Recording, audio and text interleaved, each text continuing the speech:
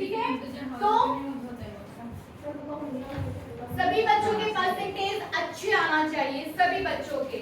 Class 12 से हम चाहते हैं कि हमारे बच्चे पूरी जिले में टॉप करें। Yes ma'am. दिमाग में बिठा लीजिए कि आपको टॉप करना है और इम्पॉसिबल नहीं है, ठीक ना। क्या ऐसा है कि आप कुछ पढ़ते हो और आपसे ना बने? नहीं। यदि ऐसा है तो फिर हम नहीं पढ़ रहे। लेकिन जब यदि हम कुछ पढ़ते हैं, अपना कागज पेन लेकर बैठते हैं और चीजें यदि हमसे बनती हैं, तो फिर आपके लिए कुछ भी इम्पॉसिबल नहीं है। सभी बच्चे पास होना चाहिए, सबका रिजल्ट अच्छा आना चाहिए और क्या परसेंटेज भी यहाँ पर अच्छे आना चाहिए, सभी के सभी एकदम, ठीक है। चलिए आगे बढ़ते हैं। लेंस निर्माता सूत्र ड्राइव करने वाले हम। हेडिंग दीजिए लेंस निर्माता सूत्र। ड्राइव क्या करना है आपको? 1/v minus 1/u, 1/v minus 1/u equal to 1/f। Lens निर्माता सूत्र ड्राइव करना है आपको, ये है ना, ठीक है ना। v, u और f, कोई बच्चा बस एक बात मुझे बता दे कि v क्या है, u क्या है और f क्या है। v, u, f, उसके बाद फिर हम इसको ड्राइव कर लेते हैं। आपने एफ फोकस दूरी है और मैम बी अपना प्रतिबिंब है और यू पदार्थ वस्तु का वस्तु की वस्तु की दूरी है, दूरी। प्रकाश केंद्र से प्रतिबिंब की दूरी v, प्रकाश केंद्र से वस्तु की दूरी u, ठीक ना। और f फोकस दूरी। बैठिए। लेंस निर्माता सूत्र। कोई भी टॉपिक आपका डायग्राम के बिना इनकम्प्लीट है, बिना डायग्राम के आप टॉपिक को स्टार्ट ही नहीं कर पाओगे, ठीक है ना। तो डायग्राम बनाइए, लेंस बनाइए।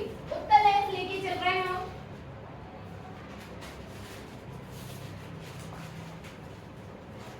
सबसे पहला काम, लेंस बनाइए, प्रकाश अक्ष खींचिए और मुख्य अक्ष खींचिए। सेंटर में, सेंटर से होके जाएगी, ठीक है ना। मुख्य अक्ष खींचिए, प्रकाश अक्ष, मुख्य अक्ष, और बीच में दे दो प्रकाश केंद्र O। पॉइंट O क्या है आपका? प्रकाश केंद्र, ठीक है ना। पॉइंट O दे दीजिए। अब क्या करना है? तीसरा काम,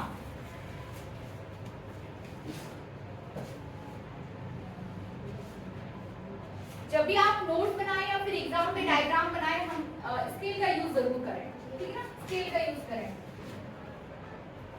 F1, F2, ये पॉइंट क्या हो जाएगा? 2F1 और ये पॉइंट हो जाएगा आपका 2F2। वक्र का त्रिज्या को बता रहा है। हाँ, R1 R2 भी दे सकते हो। ये वक्र का त्रिज्या को बता रहा है। F1 F2 F1 2F2 क्या बता रहा है आपको? ये वक्र का त्रिज्या F1 F2 प्रथम फोकस, F2 दूसरा फोकस, ठीक है ना, द्वितीय फोकस, जिसे आप नाम क्या दे रहे हो? द्वितीय फोकस, ठीक है। अब क्या करना है? आप वस्तु को रख दीजिए और उसके बाद उसका प्रतिबिंब बना दीजिए। तो वस्तु आपकी रखी जा रही है F1 और 2F1 के बीच। वस्तु को आप यहाँ कहीं ले लो, F1 और 2F1 के बीच, ठीक है ना। तो ये मैंने एक सीमित आकार की वस्तु ले ली जिसका नाम दिया गया है AB। कहाँ रखी है? F1 और 2F1 के बीच, मतलब ये 2F1 के बाहर नहीं है, अंदर ही है, ठीक है ना। वस्तु को कहाँ लिया गया है? 2F1 के बीच, कहीं पे भी ले लो। 2F1 के बाहर मत करिए, नहीं तो फिर वो अनंत पे चली जाएगी, ठीक है। यदि कोई वस्तु अनंत पे रखी है तो उसका प्रतिबिंब फोकस पे बनता है, ठीक है। तो ना तो हम वस्तु को फोकस पे रख रहे हैं और ना अनंत पर। फोकस पर रखते हैं तो अनंत पर बनेगा, अनंत पर रखते हैं तो फोकस पे बनेगा। याद है आपको? यदि वस्तु को अनंत पर रखा जाता है तो प्रतिबिंब फोकस पर बनता है, यदि फोकस पर रखा जाता है तो इसका जस्ट अनंत पर बनता है, जस्ट उल्टा। तो हमने वस्तु को कहाँ रख दिया? इतना कर पा रहे हैं आप, इतना चित्र बना पा रहे हैं। अब क्या करेंगे? प्रकाश किरण को लेके जाइए मुख्य अक्ष के समांतर, ठीक है ना। कोई भी प्रकाश किरण यदि मुख्य अक्ष के समांतर आप आपतित कराते हो तो अपवर्तन के पश्चात वो द्वितीय फोकस से होकर जाएगी। निकाल दीजिए।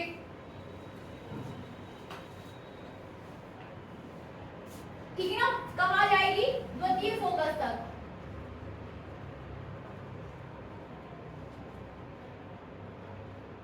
द्वितीय फोकस से निकाल दो, सीधा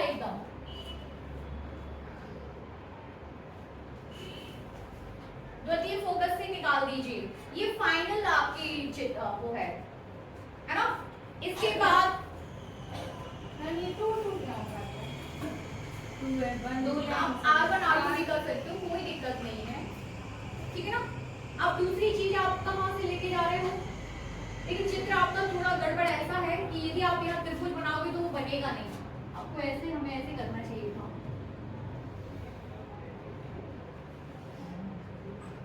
वस्तु को यहाँ रखिए, ऐसे निकालिए, ठीक है ना, यहाँ कहीं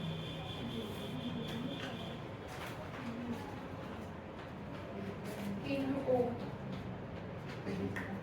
यहाँ कहीं से निकालना चाहिए था, तो ये आपकी क्या हो जाएगी, इसको F1 दे दो, ये हो जाएगा आपका 2F1, ठीक है।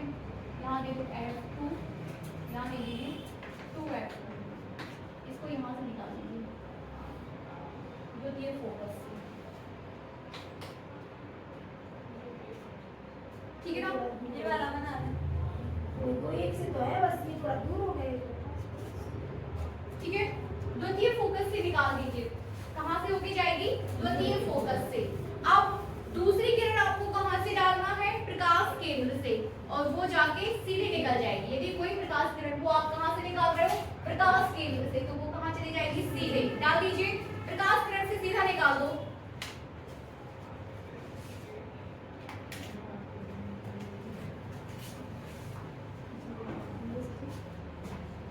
मतलब इस पॉइंट को इधर कहीं यहाँ पर मिला देंगे, ठीक है ना। सीधा निकाल दो, सीधा,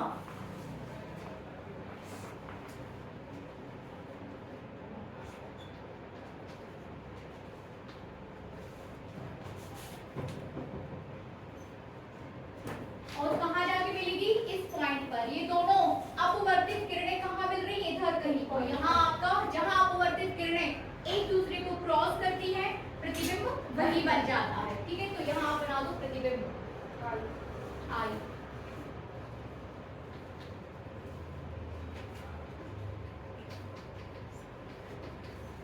इसको नाम दे दीजिए, ये आपका है AB, तो ये हो जाएगा आपका AB, A1 B1 कर दो, A1 B1 बनेगा। चित्र क्लियर हो सभी को, निकालना क्या है आपको, फॉर्मूला ड्राइव करना है, फॉर्मूला ड्राइव करना है, ठीक है। इसी चित्र पे काम करना है अपन, ठीक है।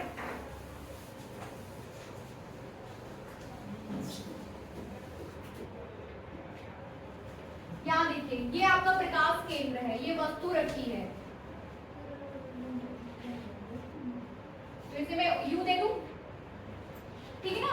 सभी बच्चे करिए, ये U कर लो, U, प्रकाश केंद्र से वस्तु के बीच की दूरी U, धनात्मक की ऋणात्मक, ऋणात्मक, ठीक है ना, ऋणात्मक, -U, प्रतिबिंब कहाँ बन रहा है, ये, तो प्रकाश केंद्र आपका ये और ये,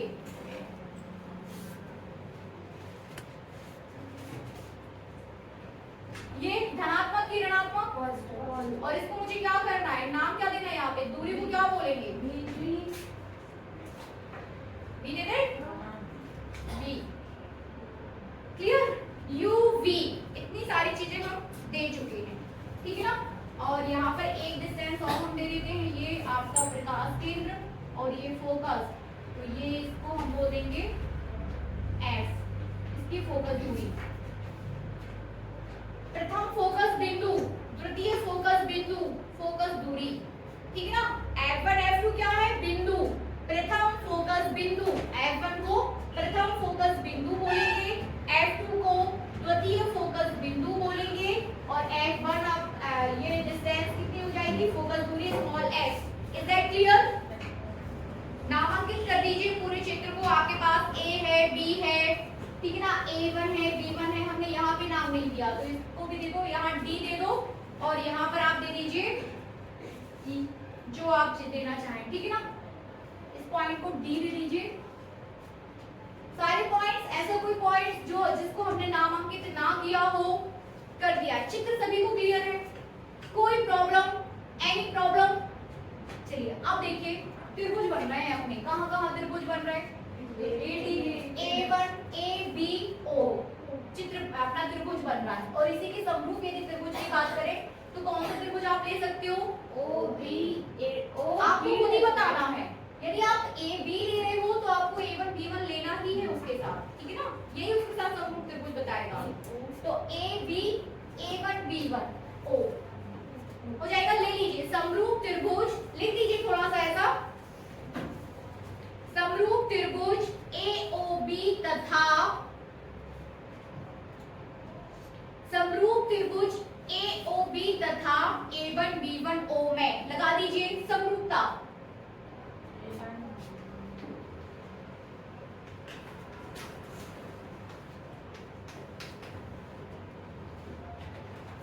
AOB तथा A1O B1 में, ठीक है ना? A1O B1 में समरूप त्रिभुज लगाइए। AB के बटे क्या ले सकते हैं हम? AB के बटे A1 B1 लगा दो और ये OB के बटे OB1 कर दीजिए, ठीक है ना? तो AB बटे A1 B1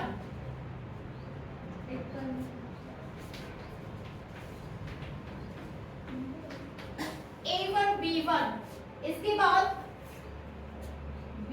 OB बटे OB1, ठीक है ना?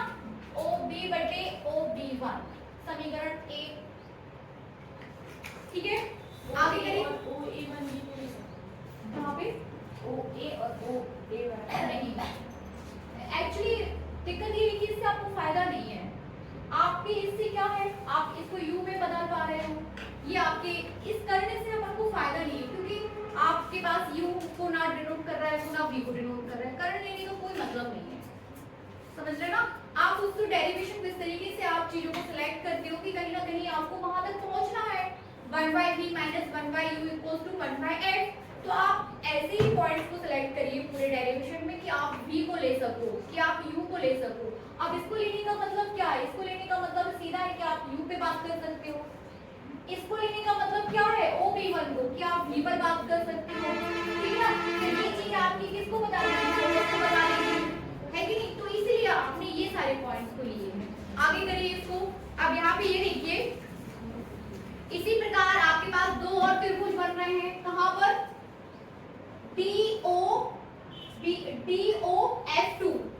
एक त्रिभुज है DOF2 और दूसरा त्रिभुज क्या है? A1B1F A1B1F2। ये दो त्रिभुजों पर और हम समरूपता लगा लेते हैं, लगाइए।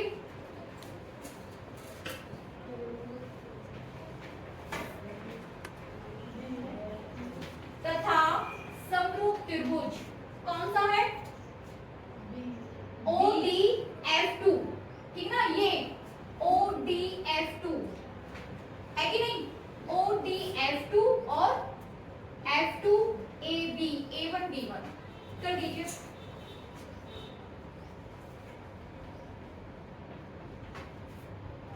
ODF2 व त्रिभुज A1B1F2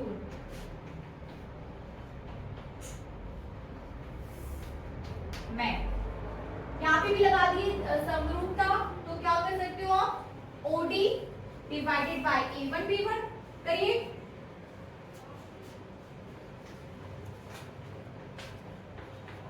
है ना?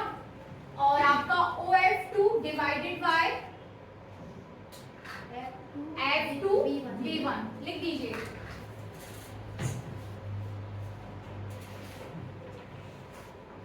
OF2 डिवाइडेड बाय F2B1, ठीक है? बनेगा सभी से। चलिए, ये समीकरण 1 आप मान सकते हैं, इसे आप समीकरण 2 मान सकते हो। समीकरण 1 समीकरण 2 आगे करते हैं इसको। अब यहाँ देखिए AB, this AB is just equivalent to the OD। दिख रहा है ना सभी को? AB is equivalent to the OD। लिख सकते हैं आप, लिखिए। चित्र से स्पष्ट है कि, है ना, जो भी आप वहां पे भाषा बनाने चाहो, या चूंकि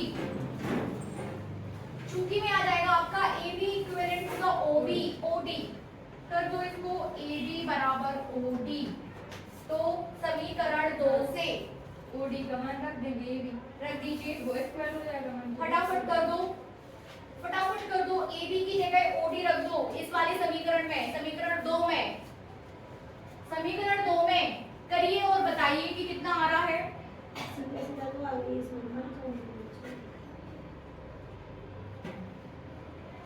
AB की जगह OD कर दीजिए। मैं यहाँ पे ही कर रही हूँ, उसको साफ करने क्या है, पता तो है कि अपन क्या करने वाले हैं।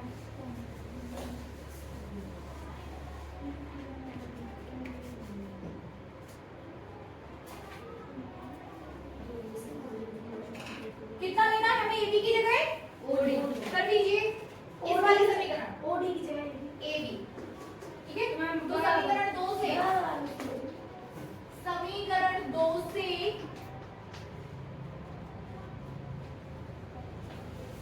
AB बटे A1 B1 बराबर OF2 divided by F2 B1, समीकरण 3।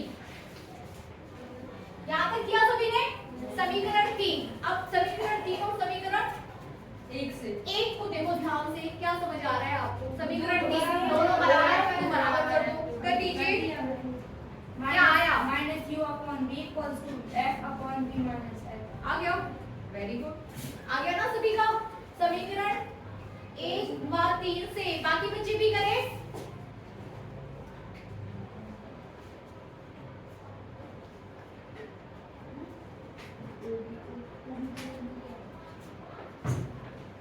समीकरण 1 व 3 से राम सखी, समीकरण 1 व 3 दिखाई दे रहे हैं, बताइए कहाँ है समीकरण 1, ये है। समीकरण 3 ये है, ये है इधर इस साइड, ये AB और A1 B1, यहाँ पर भी AB और A1 B1। तो क्या इसको हम इसके इक्विवेलेंट रख सकते हैं? इधर करके चलिए हमारे साथ में, करिए इसको, कर दो बराबर में OF2 बटे F2 B1 equal OB bye OB1, ठीक है ना। बाकी साफ कर दूं मैं इधर, ये हो जाएगा अपना समीकरण 4, ठीक है। अब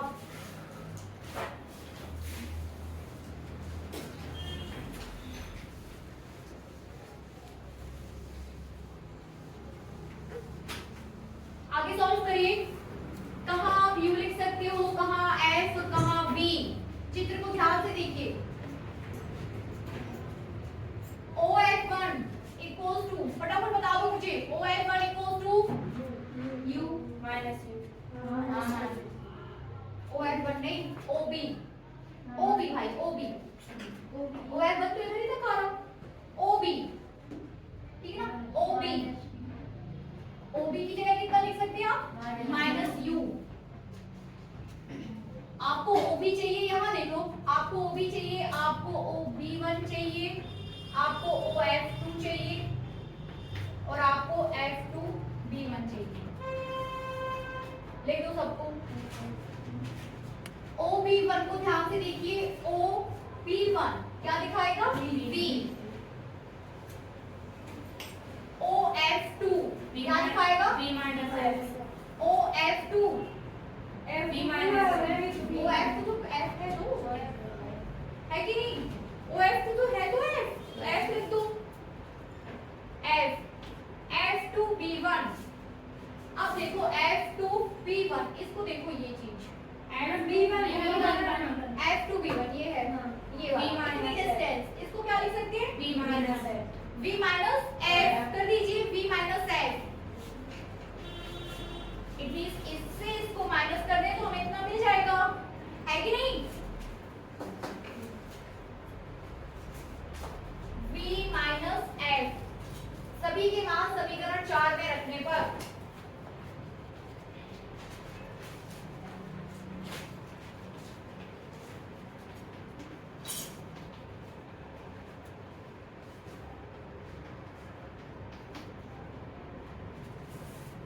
रख दो।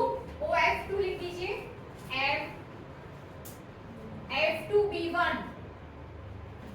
Minus f, o b minus u, और ये आपका o b one b b. अब आप हमें सॉल्व करके बताओ, ठीक है, करके दिखाओ।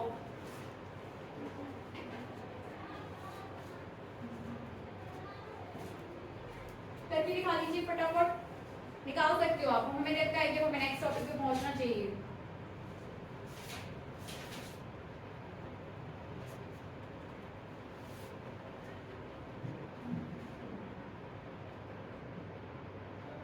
कैसे करोगे? बहुत ज्यादा कैलकुलेशन नहीं करना है, इजी करो इसे। सबसे पहले तिरक गुणा कर लो, ठीक है। सबसे पहले क्या कर लो, बहुत टफ मत करिए उसको, आप तो अपना तिरक गुणा कर लो और देख लो कि कितना आ रहा। कर दे, इजी स्टेप में करिए, बहुत ज्यादा फैलाएंगे तो वो फैल जाएगा, ठीक है ना। अपन को रायता नहीं फैलाना है। इसको तिरक गुणा कर लो।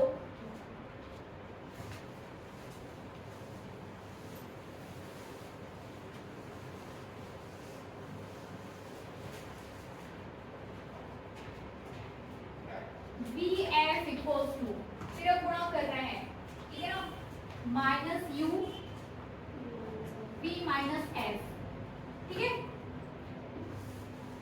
माइनस यू है u, v f equals to minus u v plus u f, ठीक है। अब यू वी एफ से भाग देने पर, यू वी एफ से भाग देने पर, यू वी एफ से भाग दे दीजिए।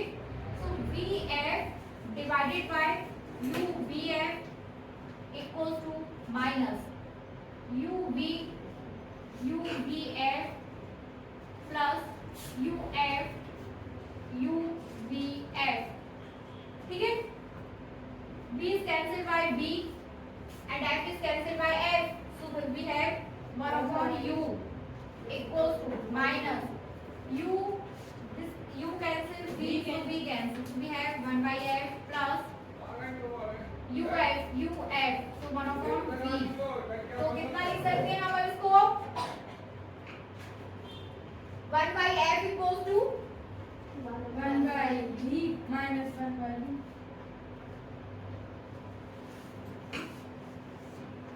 लेंस निर्माता सूत्र, इंपोर्टेंट क्वेश्चन है, ठीक है ना। बनेगा, सभी से बनना चाहिए, वो प्रैक्टिस करना है तो बनेगा। आप सोचो कि अब बन जाएगा, नहीं बनेगा, आप भूल जाओगे। 1 से 2 बार, 2 से 4 बार जब आप इस डेरिवेशन की प्रैक्टिस कर, देखिए फॉर्मूला तो हमें याद हो गया कि हाँ 1 by f equals to 1 by v minus 1 by u, no problem. लेकिन डेरिवेशन को करने के लिए आपको प्रैक्टिस करनी होती है। जब आप उसकी 2 से 4 बार प्रैक्टिस करोगे ना, तो चीजें अपने आप आपको बन जाएंगी। बिना प्रैक्टिस किए परीक्षा देने नहीं जाना, ठीक है। आगे बढ़े, नेक्स्ट हेडिंग लीजिए, रेखीय आवर्धन। साफ कर दो।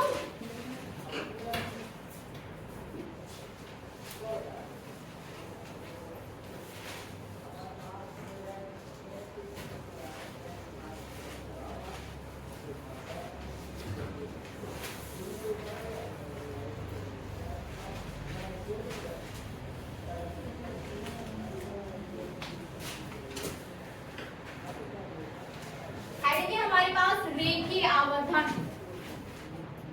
Linear magnification.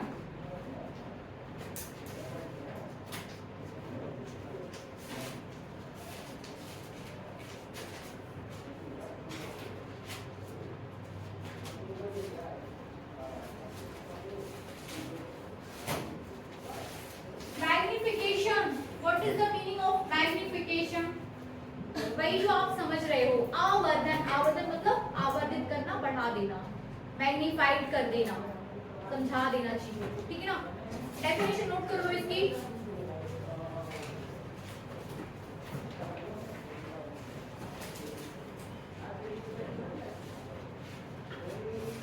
देखिए कॉन्सेप्ट क्या है, कॉन्सेप्ट मैं आपको बता चुकी हूँ कि यदि आप वस्तु की स्थिति को बदलोगे, ठीक है ना, वस्तु की स्थिति को बदलोगे तो प्रतिबिंब की स्थिति भी बदलेगी, ठीक है।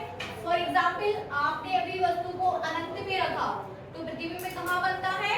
फोकस पर जैसे जैसे आप वस्तु को पास लेके आओगे, प्रकाश केंद्र के करीब लेके आओगे, प्रतिबिंब की स्थिति चेंज होती जाएगी। ठीक है, यदि आपने वस्तु को देखियो 2s पर रखा, यदि वस्तु को आपने वस्तु को अनंत पर रखा तो प्रतिबिंब कहाँ बनेगा? फोकस पर। फिर आप वस्तु को यदि 2f1 पर या वक्रता केंद्र पर रख दोगे तो प्रतिबिंब कहाँ बनेगा? दूसरे वक्रता केंद्र पर। Is that clear? फिर आपने वस्तु को कहाँ रखा? इसके और इसके बीच, मतलब द्वितीय वक्रता केंद्र और फोकस के बीच। तो देखिए प्रतिबिंब कहाँ बन रहा है? फोकस और केंद्र के बीच ही बन रहा है, वक्रता केंद्र के बीच ही। ठीक है ना? फिर जैसे जैसे आप यदि फोकस में रखोगे तो प्रतिबिंब कहाँ बनेगा? अनंत पर। इसका मतलब ये है कि जैसे जैसे आप वस्तु की स्थिति को बदल रहे हो, प्रतिबिंब की स्थिति भी बदल रही है। एक पॉइंट, ठीक है ना?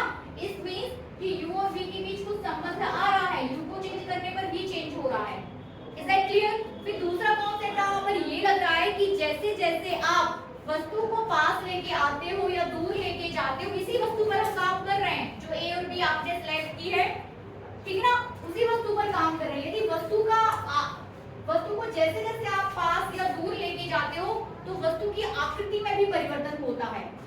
कहीं पर आपको बड़ा प्रतिबिंब बनेगा, फिर और बड़ा बनेगा, फिर छोटा होता जाएगा। ठीक ना? इट मींस कि वस्तु की स्थिति चेंज करने पर वस्तु के प्रतिबिंब की स्थिति भी चेंज हो रही है और वस्तु के आकार और आकृति में आकार में भी परिवर्तन हो रहा है। कभी बड़ा बनता है, फिर छोटा बनता है, फिर छोटा हो जाता है और फिर और छोटा हो जाता है और फिर बड़ा बनता है, स्टार्ट कर देता है। ठीक ना? तो आपको संबंध समझ में आ रहा है u और v के बीच, आपको संबंध समझ में आ रहा है i और o के बीच। यदि आप प्रतिबिंब की आकृति को i दे दो, प्रतिबिंब की आकृति जो साइज है उसको i दे दो और वस्तु के आकार है ना जो साइज है उसको o दे दो, तो इसमें भी एक संबंध है और इसमें भी संबंध है। यही संबंध मैग्निफिकेशन को डिफाइन कर देता है, m। Is that clear? Magnification जो आपने दर्पण में मैग्निफिकेशन देखा था, सेम वही चीज आपकी किसमें है? लेंस में भी। ठीक है ना? Is that clear? u और v के बीच रेशियो बताना, i और o के बीच रेशियो बताना मैग्निफिकेशन है। ठीक है ना? u और v के बीच अनुपात बताना, i और v के बीच अनुपात बताना मैग्निफिकेशन है, आवर्धन है। ठीक है, लिखिए थोड़ा सा, बस मैं एक लाइन में लिखा रही हूँ, बाकी तो बता दिया मैंने आपको। लिख लो थोड़ा सा। मुख्य अक्ष के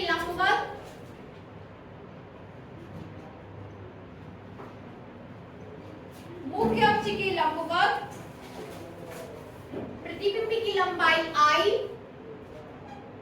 प्रतिबिंब की लंबाई i तथा वस्तु की लंबाई o की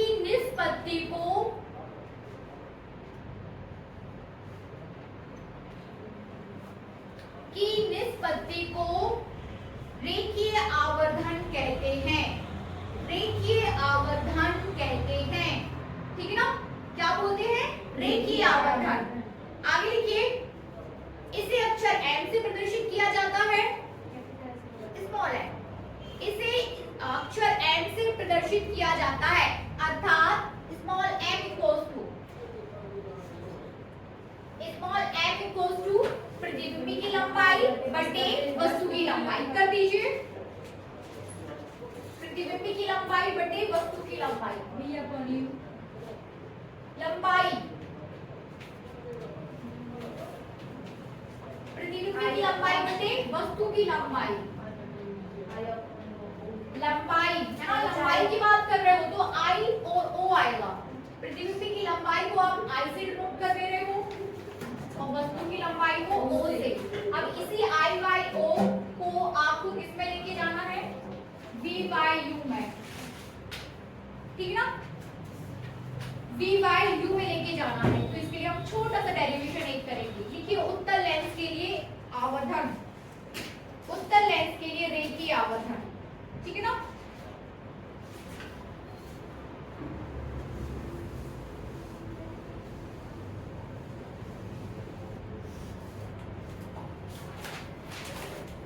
I by O, उत्तल लेंस के लिए रेखीय आवर्धन 2 या 3 नंबर में पूछ लिया जाता है। आवर्धन, रेखीय आवर्धन तो सबको याद ही हो जाना चाहिए कि m = I by OE। भी यदि आप लिख दोगे तो आपको मार्क्स मिलेंगे।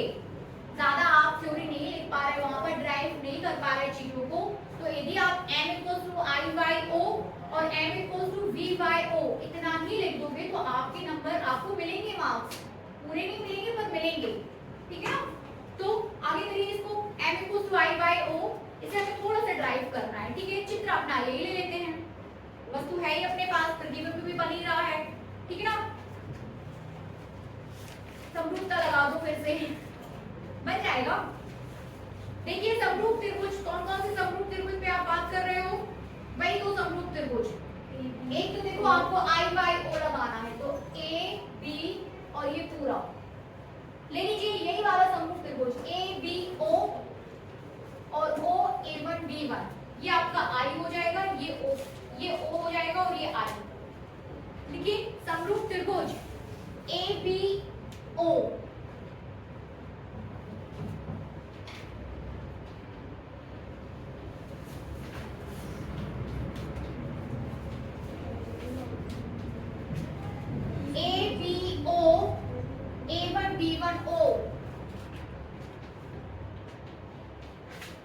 मैं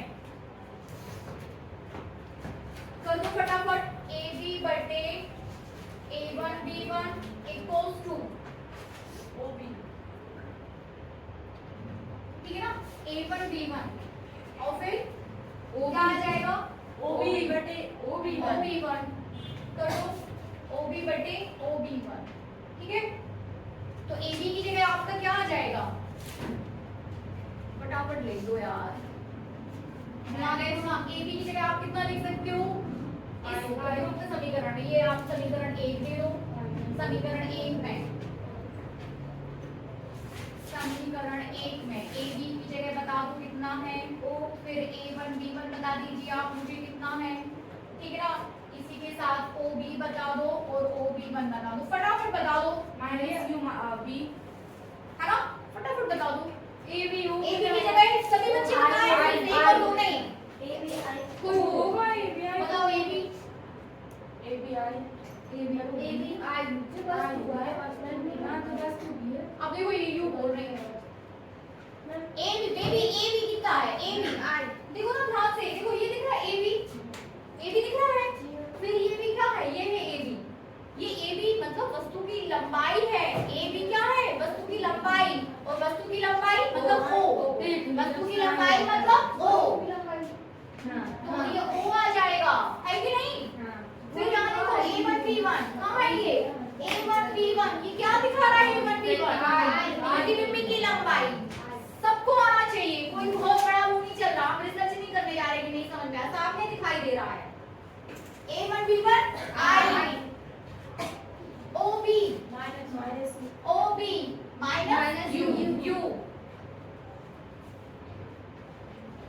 और OB1 V सभी के मान समीकरण 1 में रखने पर तो आ गया आपका m equals to i by o equals to minus v by u, ठीक है ना, आ जाएगा, बनेगा अपन से, ठीक है ना। यहाँ से यदि आप सबके मान समीकरण 1 में रख दो तो a b आपको लिखना है o, a1 b1 i, आपके फिर o b equals to minus u, ये u है, ठीक है, और ये हो जाएगा v, पलट दो तो i by o equals to minus v by u equals to m, relation बन गया।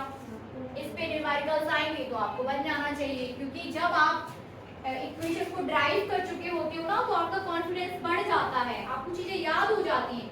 यदि आप डायरेक्ट फॉर्मूला याद करोगे तो फिर याद नहीं होगा, लेकिन अब आपको याद हो गया, है ना, क्योंकि आपने उसको समय व्यतीत किया तो आप चीजें दिमाग में रहेंगी, आपसे बन जाएगा। चलिए नेक्स्ट टॉपिक फटाफट, कोई प्रॉब्लम हो तो हम डिस्कस कर सकते हैं, बाकी हमारा मन है कि आगे बढ़े।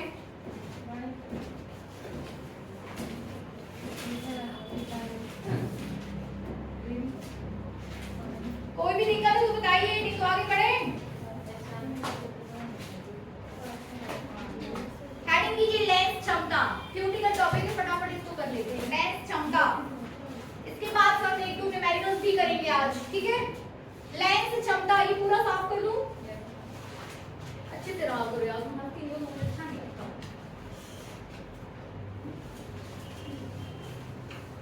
अभी चित्र नहीं साफ कर रहे, पता चले कि इसकी जरूरत पड़ जाए तो हमको सिखाने में, है ना। अभी क्या पता क्या चल रहा है, मुझे भी क्या पता।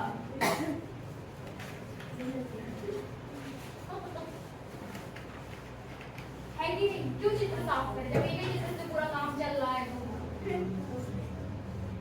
लेकिन आपको नहीं परीक्षा में ऐसा करना है कि एक चित्र बना दिया उसी में आपको वजन भी बता दो और उसी में फिर तो एग्जाम ही होता है, पता नहीं क्यों ऐसा होता है, लेकिन ये गलत है। लेंस क्षमता, एडिट कीजिए लेंस क्षमता। क्षमता से आपको पता चल जाना चाहिए कि किस क्या बात की जा रही है, लेंस की क्षमता।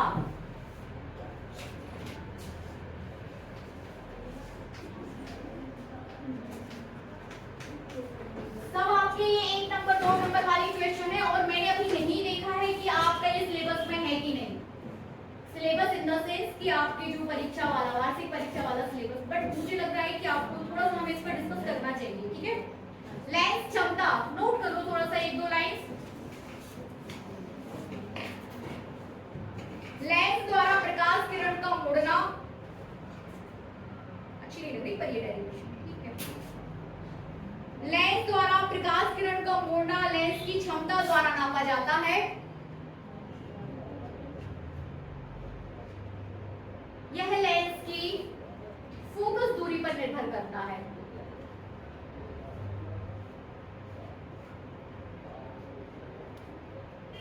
फोकस दूरी पर निर्भर करता है। अधिक फोकस दूरी के लेंस, अधिक फोकस दूरी के लेंस द्वारा प्रकाश किरण का विचलन, अधिक फोकस दूरी के लेंस द्वारा, इसको हाईलाइट कर लेंगे इस चीज को, ठीक है। अधिक फोकस दूरी,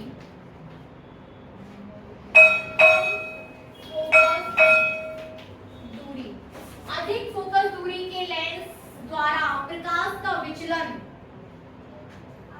कम होता है तथा उस लेंस की क्षमता कम मानी जाती है। उस लेंस की क्षमता कम मानी जाती है। मतलब हम जिसकी फोकस दूरी ज्यादा है तो उसकी लेंस की क्षमता कम होगी। कम क्षमता कम। आगे लिखिए, जबकि कम फोकस दूरी के, कम फोकस दूरी के लेंस द्वारा, कम फोकस दूरी के लेंस द्वारा प्रकाश का विचलन अधिक होता है, अतः उस लेंस की फोकस क्षमता अधिक मानी जाती है।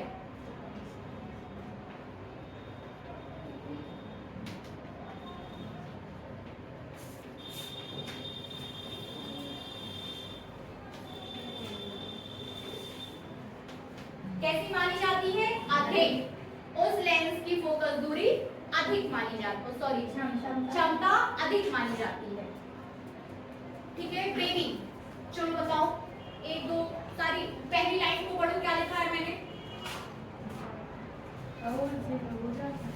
पहली लाइन को पढ़ के बताइए, उसके बाद फिर दूसरी लाइन को।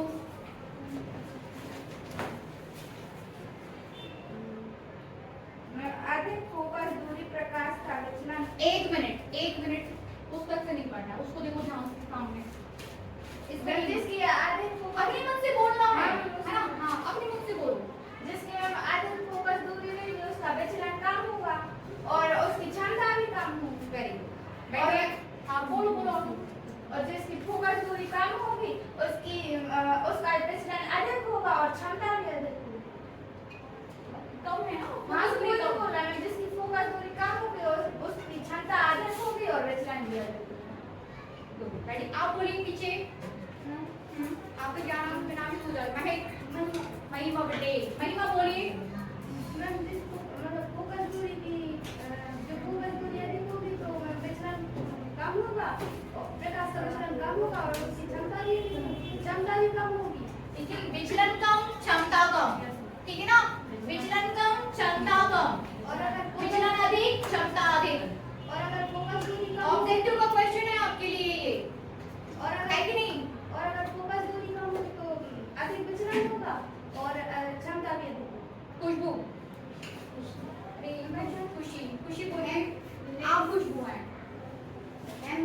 अधिक फोकस दूरी होगी तो इसका विचलन कम होगा और क्षमता भी कम होगी, और कम फोकस दूरी होगी तो इसका अधिक विचलन होगा और क्षमता भी गुड।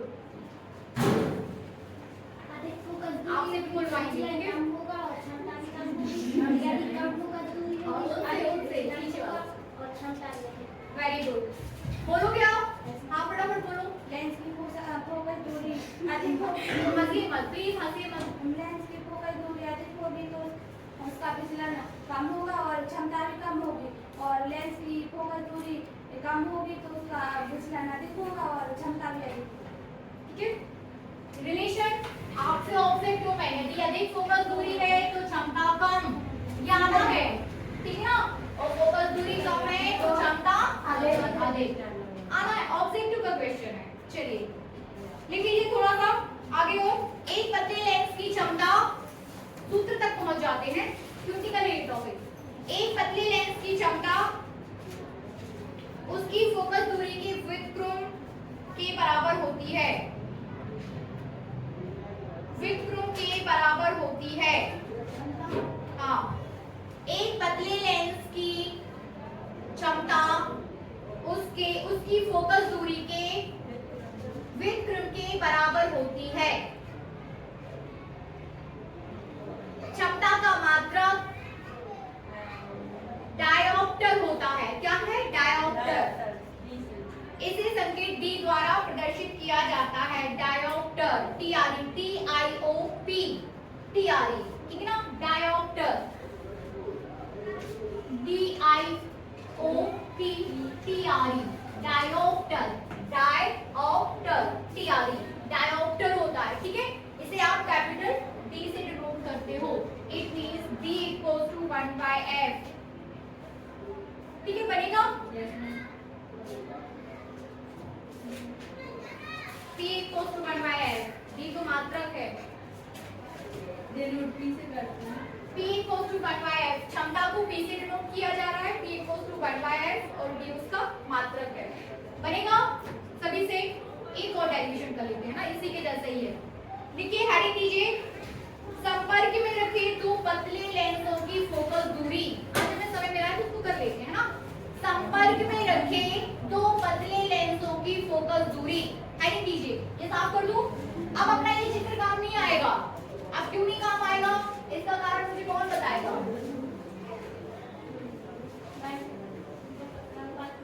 संपर्क में रखे दो पतले लेंसों की फोकस दूरी, दो लेंस हैं और इसीलिए, है ना, इसलिए अब इसको साफ कर देंगे। साफ करने रही हूँ।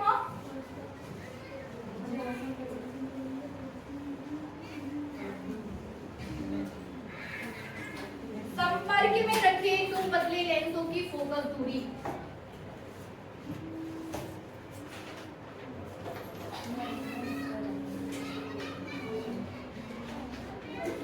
आप लोग पानी वानी पीना चाहें तो पी सकते हैं,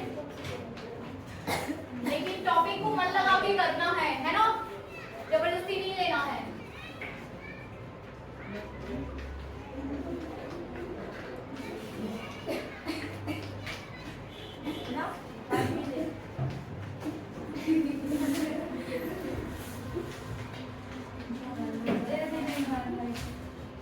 संपर्क में रखे, हेडिंग थोड़ी लंबी इसलिए थोड़ा ठीक है।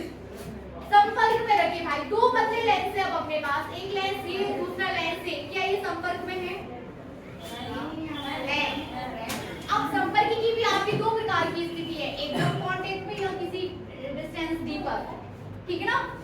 ये आपके संपर्क में है, लेकिन दो प्रकार से आप इसको संपर्क में ला सकते हो। एक तो ये कि जुड़े हुए हैं, दूसरा ये भी यदि उनको डी डिस्टेंस पे रखे तो भी आप बोल सकते हो कि हाँ वो संपर्क में है, ठीक है ना।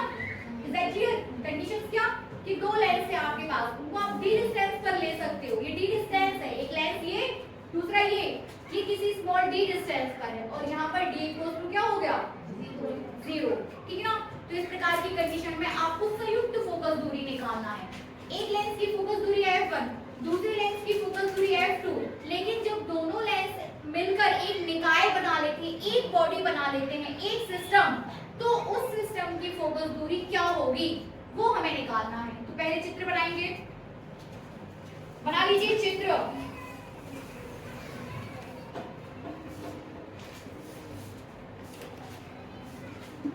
कांटेक्ट में ले रहे हैं हम, है ना।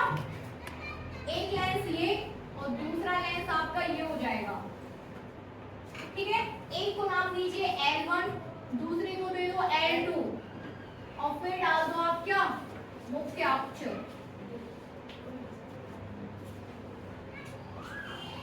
इतना बनाइए, फिलहाल इतना बनाइए। L1 दीजिए, L2 दीजिए और मुख्य अक्ष आराम आराम से, ठीक है ना।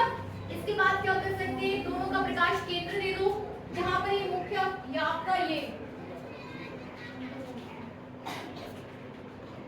तो ये आपका एक को O दे दो, O1 O2 भी दे सकते हो या O डैश भी दे सकते हो, ठीक है ना। एक को O1 और दूसरे को O2 दे दो, ठीक है।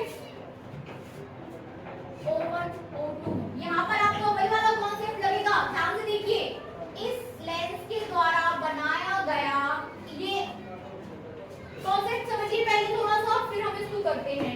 ये देखिए, यदि मैं इस पूरे सिस्टम के सामने एक किसी वस्तु को रख दूं, ठीक है ना, तो ये वस्तु का इसके द्वारा कोई प्रतिबिंब बनेगा, इसके द्वारा लेंस L1 के द्वारा। क्या देखिए, लेंस L1 प्रतिबिंब बनाएगा,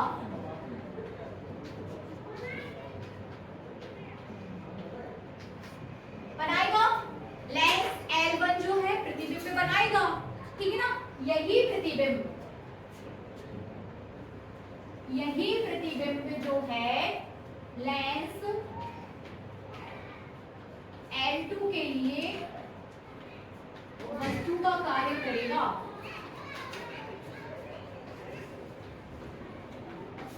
यही प्रतिबिंब जो है किसके लिए वस्तु का कार्य करेगा, L2 के लिए, लेंस L2 के लिए, और फिर आपको एक फाइनल इमेज मिलेगी।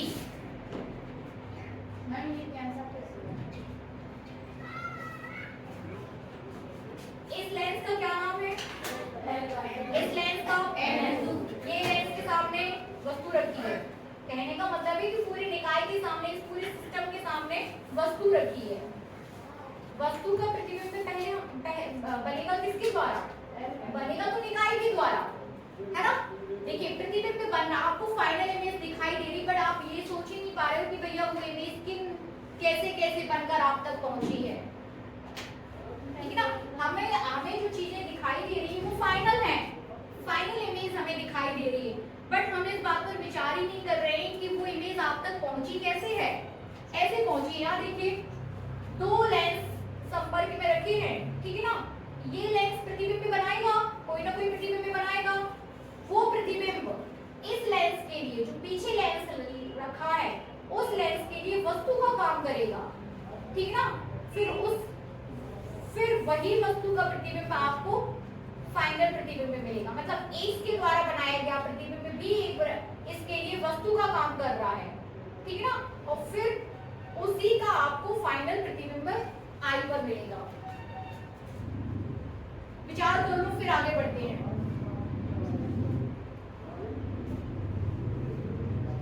ठीक है ना, विचार कर लीजिए और फिर आगे बढ़ते हैं।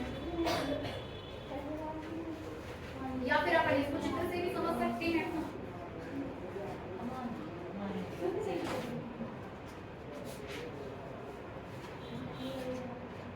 O1 O2, यहाँ देखो, ये वस्तु आपके ऊपर रखी है, ठीक है ना। वस्तु से चलने वाली प्रकाश किरण यहाँ कहीं जाकर प्रतिबिंब पर टकराती है लेंस पर। जब प्रकाश किरण एक माध्यम से दूसरे माध्यम में जाती है तो प्रकाश का अपवर्तन हो जाता है। तो प्रकाश किरण का आप क्या करा दो यहाँ पे, अपवर्तन, ठीक है ना। और फिर उसका थोड़ा सा ये संपर्क में होने चाहिए अपने कांटेक्ट में, ठीक है ना। तो यहाँ कहीं जाके ये ऐसे निकल जाएगी और यहाँ पर कहीं फिर जाके ये ऐसे आएगी, तो मतलब ऐसे सीधा आना चाहिए था। तो एक आपका प्रतिबिंब यहाँ पर बनेगा और दूसरा यहाँ पर। ये प्रकाश किरण आपकी